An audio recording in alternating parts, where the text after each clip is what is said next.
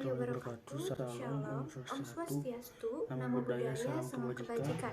Perkenalkan, nama saya Amelgina Rahima. Perkenalkan, nama saya Ridwan Syanto Kusuma. Kami di sini akan melakukan presentasi dengan tema analisis film Dua Garis Biru berdasarkan teori psikologi perkembangan remaja.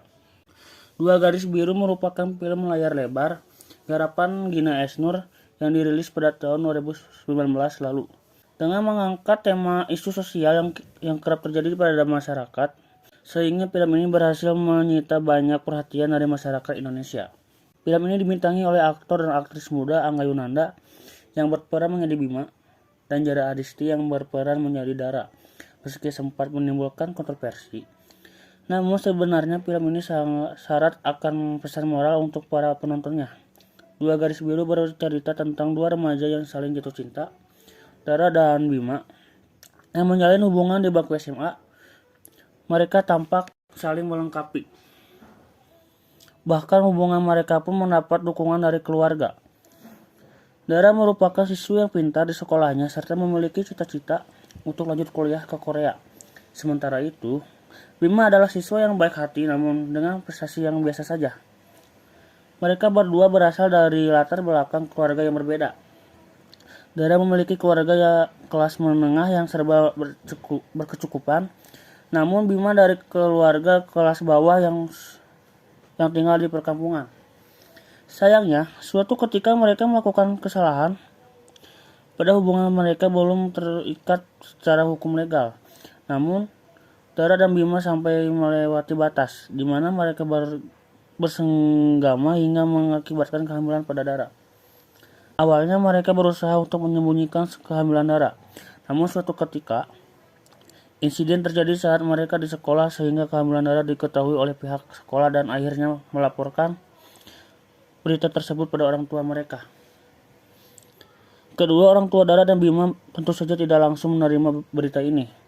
Orang tua Dara dan Bima bahkan sampai berdebat bahwa kehamilan Dara disebabkan oleh paksaan dari Bima. Namun nyatanya mereka berdua memiliki alasan yang sama, yaitu karena cinta. Seiring berjalannya waktu, kedua orang tua Dara dan Bima mulai mengikhlaskan peristiwa tersebut. Akan tetapi, lagi-lagi mereka memiliki pendapat dan rencana yang berbeda, di mana keluarga Bima menyarankan agar Bima dan Dara menikah, sedangkan keluarga Dara menyarankan untuk memberikan anak yang dikandung Dara pada paman dan bibi Dara yang belum memiliki keturunan. Meski terjadi cekcok di antara keduanya, pada akhirnya pernikahan Dara dan Bima tetap dilaksanakan. Suatu saat, Dara mengetahui anaknya akan diserahkan pada paman dan bibinya.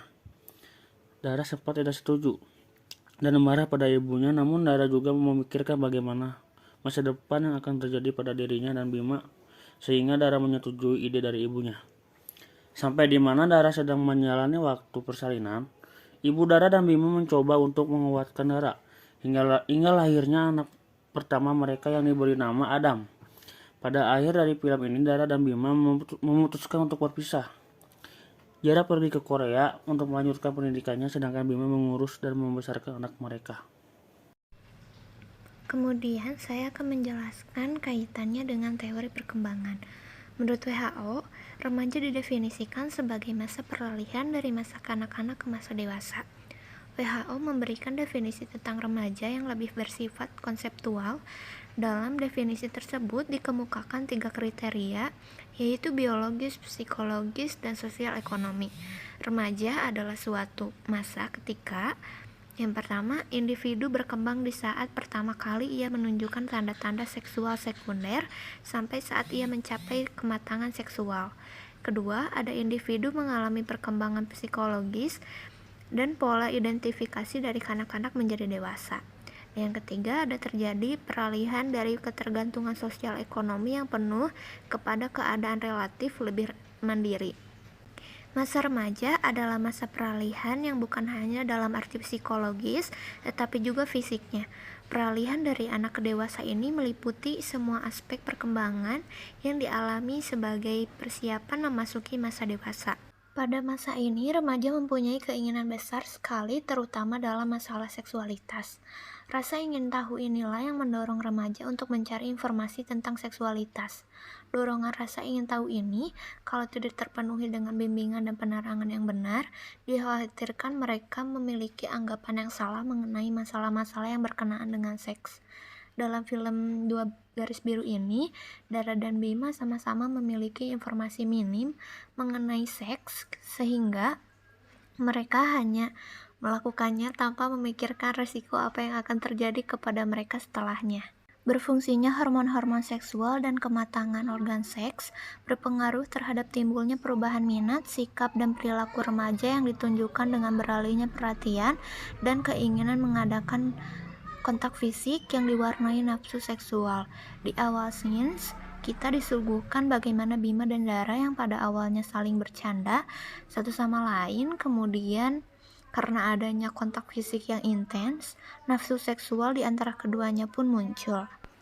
Menurut Sarwono menyatakan bahwa secara psikologis, bentuk perilaku seks remaja pada dasarnya adalah normal, sebab prosesnya memang dimulai dari rasa tertarik kepada orang lain, kemudian muncul gairah diikuti dengan puncak kepuasan dan diakhiri dengan penenangan. Ukuran normal ini akan menjadi berbeda ketika norma masyarakat dan norma agama ikut terlibat. Isu sosial tersebut juga tersampaikan di film ini. Dalam film ini juga memperlihatkan bagaimana remaja pelaku seks pranikah yang berujung kehamilan menjalani konflik-konflik yang dapat mempengaruhi konsep diri mereka. Ketakutan remaja dalam mengatasi akibat dapat terjadi pada remaja yang hamil di luar nikah. Bahkan tidak jarang kehamilan yang terjadi di luar nikah berujung pada tindakan aborsi untuk menutupi rasa ketakutan dan rasa malu, sama seperti rencana awal Dara dan Bima ketika mengetahui fakta bahwa Dara sedang hamil. Aspek penerimaan diri menurut Harlock meliputi penampilan nyata, penyesuaian diri, sikap sosial, dan kepuasan pribadi.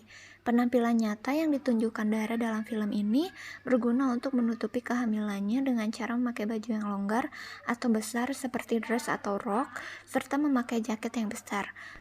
Penyesuaian diri terhadap kehamilan di luar nikah tidak berasal dari diri sendiri saja, namun penyesuaian diri kehamilan di luar nikah bisa berasal dari lingkungan sosial seperti keluarga, teman, maupun tetangga. Berikut ini merupakan proses penerimaan kehamilan pada remaja. Diawali dengan penolakan yang diantaranya ada sedih, syok, mengurung diri di kamar, tidak berani berterus terang, tidak berangkat sekolah, serta memiliki pemikiran untuk menggugurkan kandungan. Kemudian disusul dengan adanya rasa depresi dalam diri karena merasa kehilangan harapan dan masa depan. Proses selanjutnya adalah mulai tumbuhnya rasa sayang dan pemahaman bahwa bayi di dalam kandungan tidak berdosa. Dan proses terakhirnya adalah penerimaan, di mana remaja tersebut telah menerima konsekuensi dan sadar akan kesalahan yang telah ia lakukan. Selanjutnya ada sex education, faktor informasi dan dampak kehamilan. Bagi sebagian besar orang Indonesia, seks masih dianggap tabu karena dikaitkan dengan hal berbau pornografi dan konten dewasa. Reaksi kontra pun muncul dari sebagian besar orang, termasuk orang tua, mengenai pendidikan seks. Hal tersebut karena pendidikan seks dianggap mengajarkan tentang cara berhubungan seks. Menurut Mariana, pendidikan seks sesungguhnya adalah pemahaman tentang diri kita sendiri. Dorongan dan hasrat seksual adalah hal yang sangat wajar, mengingat seks adalah hal yang biologis. Pendidikan seks berbicara tentang diri kita, tentang fungsi organ-organ reproduksi, dan bagaimana cara menjaga alat-alat kelamin kita agar tetap sehat. Selain faktor pengetahuan, faktor lainnya itu adalah faktor media informasi. Faktor media informasi mengacu pada penggunaan media massa oleh remaja sebagai sumber informasi seksual. Paparan remaja terhadap media cetak dan elektronik mempengaruhi keinginan mereka untuk melakukan hubungan seksual pranikah secara langsung maupun tidak langsung. Berdasarkan Survei Demografi dan Kesehatan Indonesia atau SDKI, tahun 2017, 81% wanita dan 77% pria berusia 15 dan 24 tahun menonton televisi untuk mendapatkan informasi, sedangkan 15% wanita dan 14 pria membaca koran dan majalah. Internet digunakan sebagai sumber informasi oleh 88% wanita dan 86% pria. Kehamilan pada masa remaja seringkali memiliki hasil yang buruk. Kehamilan pada remaja putri yang memiliki risiko kematian dan masalah yang lebih tinggi dibandingkan dengan wanita dewasa merupakan salah satu akibat dari perilaku seksual pranikah. Risiko kehamilan bagi remaja Kehamilan dan persalinan pada remaja dianggap sebagai suatu situasi yang beresiko tinggi, baik terhadap ibu belia yang mengandung maupun bagi anak-anak yang dilahirkan. Karena remaja dilihat dari umurnya dianggap belum matang secara optimal baik fisik maupun psikologis. Secara medis, kehamilan di usia remaja membawa dampak yang buruk. Dampak buruknya itu diantara lain kemungkinannya terjadi kemacetan persalinan. Kemacetan persalinan dapat terjadi karena tidak seimbangnya panggul ibu dengan janin. Selain itu, kehamilan di usia remaja juga dapat mengakibatkan yang pertama, pada ibu kekurangan cairan dan nutrisi, keracunan kehamilan, pendarahan pada kehamilan maupun pasca pendarahan. Dan yang selanjutnya, pada bayi, kehamilan belum waktunya prematur, pertumbuhan janin terlambat, lahir cacat dan berpenyakitan, kemungkinan lahir dengan berat badan di bawah normal, dan meninggal 28 hari pertama kehidupannya. Dan yang ketiga, akan terjadi perebutan antara tubuhnya dengan kebutuhan janin yang dikandungnya. Akibatnya salah seorang kalah atau kedua-duanya kalah. Jika janinnya yang kalah, maka ia lahir prematur. Dan jika ibunya yang kalah, ia akan mengalami kekurangan gizi dan mudah mengalami pendarahan sewaktu melahirkan. Di dalam film ini sendiri, Dara mengalami kasus pengangkatan rahim. Hal ini dikarenakan terjadinya pendarahan hebat setelah melahirkan atau disebut dengan hemoragi postpartum. Sekian penjelasan dari kami, mohon maaf bila masih banyak kesalahan. Terima kasih. Wassalamualaikum warahmatullahi wabarakatuh.